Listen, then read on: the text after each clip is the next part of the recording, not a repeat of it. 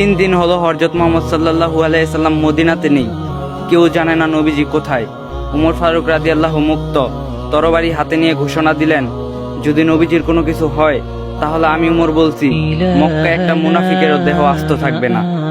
এদিকে আবু বকর রাদিয়াল্লাহু বললেন, থাম ভাই, চল নবীজির তলাশ করি। দুইজনে মদিনা থেকে মক্কার উদ্দেশ্যে রওনা হলেন।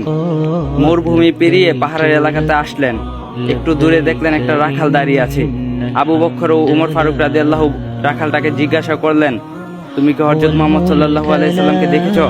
রাখাল উত্তরে বলল, আমি হযরত মুহাম্মদ সাল্লাল্লাহু আলাইহি সাল্লামকে চিনি না, এবং কি আমি আপনাদেরকেও চিনি না। তবে ওই পাহাড়ের উপর একটি লোক ইয়া উম্মতি বলে কাঁদতাছেন।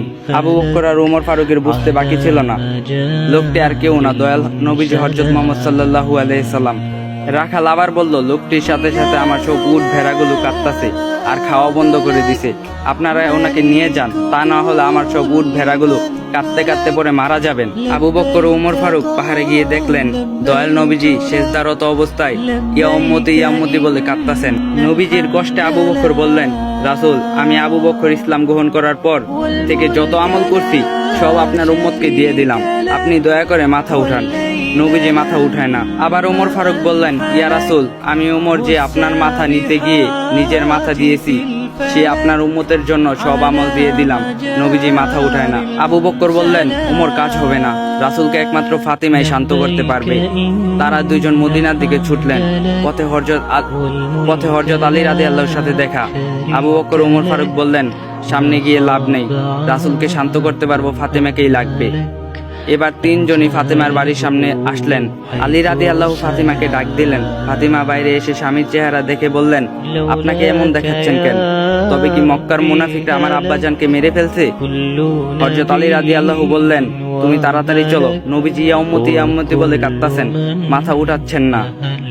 ফাতিমা দৌড়ে গেলেন নবীজির কাছে, গিয়ে বললেন, আব্বাজান, আপনি সফরে যাবার আগে এবং সফর থেকে ফিরে প্রথমে আমাকে দেখতেন, আমার সাথে কথা বলতেন, কিন্তু আজ 3 দিন হলো আপনার কোনো খোঁজ নেই। আপনি কি আমাকে ভুলে গেছেন? নবীজি তাও মাথা উঠায় না। ফাতিমা বললেন, আব্বাজান, আমি আপনার ফাতিমা, সব নেকি আপনার উম্মতকে দিয়ে দিলাম। নবীজি তাও মাথা উঠায় না। নবীজির দুই পাশে হাসান হুসাইন দাঁড়িয়ে আছেন, বলতাছেন, নানাজান উঠেন, নানাজান উঠেন। নবীজি মাথা উঠায় না। ফাতিমা বলে উঠলেন, আব্বাজান, আপনি উঠেন, আমি আপনার উম্মতদের জন্য হাসান হুসেনকে কুরবানি করে দিলাম। নবীজি মাথা উঠালেন আর বললেন, ফাতিমা, তুমি কি দোয়া করলা? আল্লাহ তো তোমার দোয়া কবুল করে ফেলছেন। নবী রাসূল সাহাবীদের রক্ত ঝরানোর কারণেই সেই দিন আজ আপনারা আমরা কাছে আসতে পারছি।